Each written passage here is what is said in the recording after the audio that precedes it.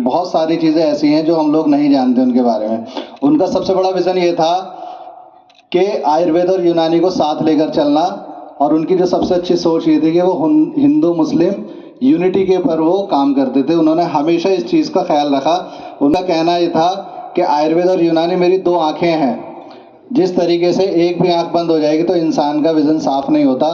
तो आयुर्वेद और यूनानी को वो ये मान कर चलते थे कि ये मेरी दो आंखें हैं और इसी के साथ हम आगे लेके चलेंगे। इसी का सोच के उन्होंने 1914 में तिब्बिया कॉलेज का फाउंडेशन रखा था महात्मा गांधी जी के साथ, जो कि 1921 में बनकर तैयार हुआ था, जिसका एक प्रोडक्ट मैं भी हूँ और बहुत सारे लोग यहाँ पर बैठे हुए हैं। तो हमें इसका कर्ज तो उतारना ही है।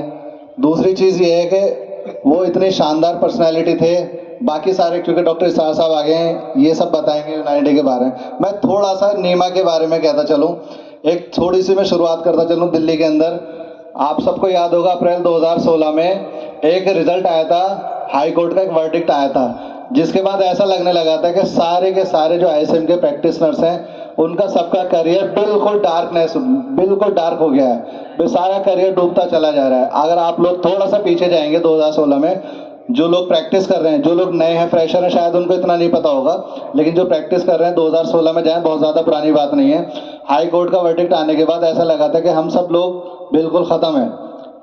जिस तरीके से किसान के पास अपना एक वो होता है, अब किसान करने उसको कुछ नहीं करता है, उसके ऊपर बहुत सारी चीज़ें होती हैं, फसल खराब है तो वो सुसाइड कर लेता है। तो मान के चलिए हम लोगों का भी एक यही हिसाब था कि हम क्या करें, हमारा भी कुछ नहीं था, हम इंटीग्रेटेड के अलावा करते नहीं। 90% लोग इंटीग्रेटेड प्रैक्टिस ही करते हैं।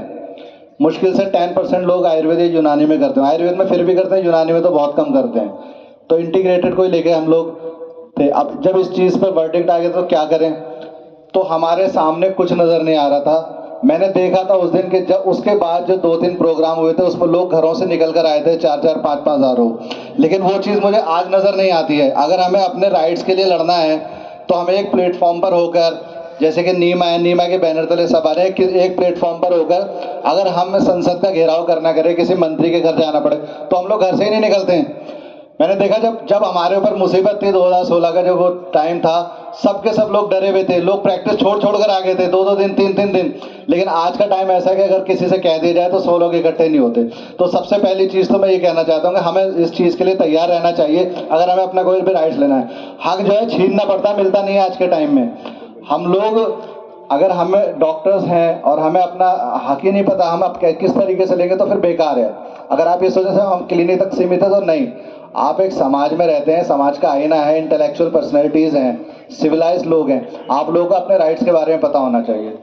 दूसरी चीज़ ये है कि सुप्रीम कोर्ट के अंदर जो भी केस चल रहा है, जिन भी लोगों ने इस पर काम किया है, उन सब लोगों के लिए एक बार तालियां तो होनी चाहिए। जैसे कि नीमा ने एक बहुत बड़ा स्टेप लिया था उस टाइम पर, तो उसी को हमें मजबूत करना है, हमें सपोर्ट देना है। बहुत सारे लोग थे जो साथ आए, नीमा भी थी और भी बहुत सारी एसोसिएशन थी, सब थी। मैंने खुद देखा, हम लोग बड़े मतलब इतने ज़्यादा जिम्मेदारी से काम नहीं करते थे, काम कर रहे थे, घूमना फिरना। लेकिन जब हमें देखा 2016 का दौर आया तो हमें भी लगा, हमारी भी नींद उड़ गई रातों की। तो जब तक आदमी के ऊपर मुसीबत नहीं आती उसे अंदाज़ा नहीं होता कि हमें क्या करना है, क्या नहीं करना।